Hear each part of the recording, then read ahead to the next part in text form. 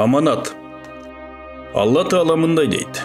Чындыгында аманатты ислам динин асмандар менен жерге жана тоолорго сунуш кылдык. Ошондо алар аны моюнга алуудан баш тартышты, андан коркушту. Алла Таала асманга, жер жүзүнө жана тоолорго жүктөөнү каалаган. Аманат бүгүн адамдардын мойнундагы мусулмандык милдеттер. Башкача айтканда, аятта айтылган аманат сөзүнүн мааниси натыйжада жаза же сооп бериле турган парыздар жана ибадаттар. Имам Куртуби бул аяттагы аманат жалпы диний милдеттерди камтый тургандыгын айтат жана бир топ аалымдар да ушундай көз карашта. Ибн Масуд радиаллаху анху аяттагы аманат сөзүн мал-мүлк коопсуздугу деп түшүндүрөт. Анын пикири боюнча, аманат деген сөз парыздарды камтуу менен бирге өзгөчө мал-мүлк коопсуздугуна басым кылынып жатат. Абу Дарда радиаллаху анху аманат жунуптуктан арылуу деген. Абдуллах бин Умар радиаллаху анху баяндайт. Алла Таала кишинин мүчөлөрүнүн ичинен жыныс мүчөсүн жаратып, ага бул менин сага берген аманатым, аны адалга гана пайдалан. Эгер сен аны сактасаң, мен да сени сактайм деди. Жыныстык мүчө аманат, көз аманат, тил аманат, курсак аманат, кол аманат, бут аманат. Аманатты сактабагандын дини толук болбойт. Хасан Басри рахматуллах алейхи мындай дейт. Алла Таала аманатты асман жерге жана тоолорго сунганда, алар жана алардын ичиндегилер коркуп титиреди. Алла Таала аларга: эгер ушул аманатты аткарсаңар, силерге сооп берилет, аткара албасаңар, силерге азап бар деди. Ошондо алар жок деп аманатты ала алышкан жок. Мушахид рахимахуллаху мындай деп айткан. Алла Таала адамды алейхиссалам жаратканда так ушундай шарттар менен бул аманатты ага сунду. Адам алейхиссалам бул аманатты кабыл алганын айтты. Алла Таала бул аманатты тоолорго, асман жерге сунганда, аларды мажбурлабай өз ыктыярына койгон. Эгер аларга мажбурлап жүктөсө, эч бирөөсү андан баш тарта алмак эмес.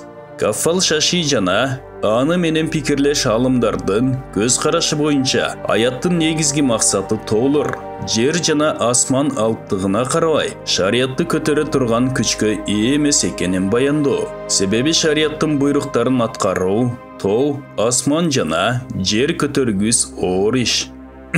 Ошондой оор аманатты адам баласы мойнуна алган. Адам алейхиссалам жана анын урпагы аманатты кабыл алганда, албетте анын жоопкерчилигин да кабыл алган. Аяттын уландысында Алла Таала мындай дейт. Анткени адамзат өтө залым, такыр билимсиз.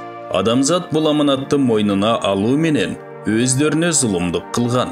Ошондой эле аманаттын жоопкерчилигин билбей надандык да кылган. Ибн Аббастын радиаллаху анху риваяты боюнча адамга алейхиссалам бул аманат сунулганда ага мындай деп айтылат. Муну ичиндегилер менен кошо ал. Эгер моюн сунсаң, кечирилесиң, эгер каршы чыксаң, азап тартасың. Адам алейхиссалам да аны ичиндегилер менен бирге кабыл алганын айткан. Дигер менен Шамдын ортосундагы бир убакыт өткөндө Адам алейхиссалам тыюу салынган дарактын мөмөсүн жеди. Бирок Алла Тааланын ырайымы менен тооба келтирип туура жолго түштү. Аманат деген сөз ыйман деген сөз менен бир уңгудан чыккан.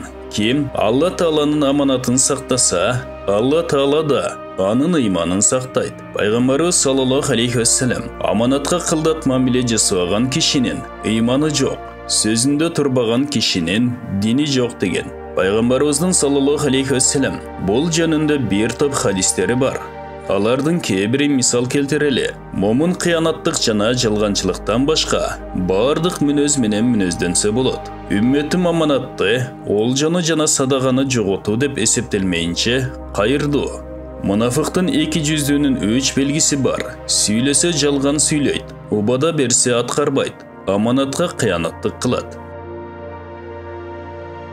Хадисте да айтылгандай, мунафыкка сыр айтсаң жайып ийет. Мал-мүлк аманатка берилсе, аны сактабайт, же аманатты уруксатсыз өз пайдасына колдонуп салат.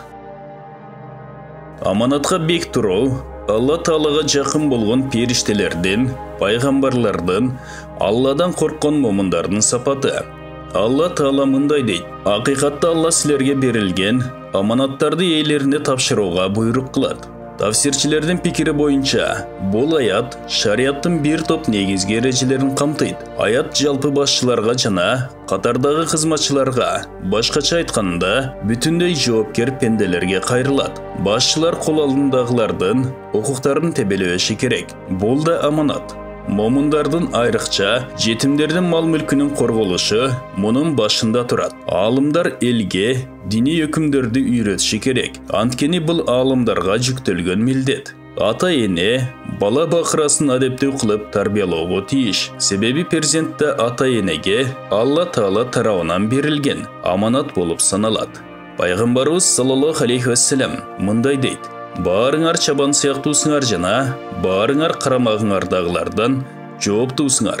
Захро Рият аттуу китепте төмөндөгүдөй окуя баяндалат. Кыямат күнү Алла Тааланын алдына бир пенде алынып келет. Алла Таала андан баланчанын аманатын кайтарып бергенсиңби деп сураганда, пенде жок дейт. Ошондо Алла Таала бир периштеге буйруп, периште пендени колдон алып тозокко алып барат. Тозоктун түбүндө ага аманатты көрсөтөт. Тозоктун түбүнө жеткенге чейин 70 жыл өтөт. Анан аманатты алып жогору көтөрүлөт. Тозоктун кырына чыкканда буту тайып, кайра тозокко кулайт. Бул абал Алланын мээрими пайгамбарыбыздын саллаллаху алейхи вассалам шапааты келип, аманат ээси ыраазы болгонго чейин уланат. Абу Саламадан радиаллаху анху риваят кылынган бир хадисте мындай деп айтылат: биз бир күнү Алланын элчиси менен саллаллаху алейхи вассалам бирге отурсак, жаназасы окула турган бир өлүк алынып келди. Пайгамбарыбыз саллаллаху алейхи вассалам мойнунда карызы барбы деп сурады. Жок деген жооп болгондо туруп жаназа намазын окуду. Анын артынан дагы бир жаназа алынып келди. Пайгамбарыбыз саллаллаху алейхи вассалам бул жолу да мойнунда карызы бар беле деп сурады. Оба бар болчу деп айтылганда, артында эмне калды деди. 3 динар калтырды дешти. Алланын элчиси саллаллаху алейхи вассалам анын да жаназасын окуду. Анын артынан эле 3-чү жаназа келди. Пайгамбарыбыз саллаллаху алейхи вассалам мойнунда карызы бар беле деп сурады. Оба дегенде, артында бир нерсе калтырдыбы деп сурады. Жок дешти. Пайгамбарыбыз саллаллаху алейхи вассалам бир тууганыңардын намазын силер окугула деди. Катададан радиаллаху анху риваят кылынганы боюнча, пайгамбарыбыз саллаллаху алейхи вассалам адам акысы тууралуу мындай дейт: Алла Таала шейиттин бардык күнөөлөрүн кечирет, бирок адам акысы мындан тышкары.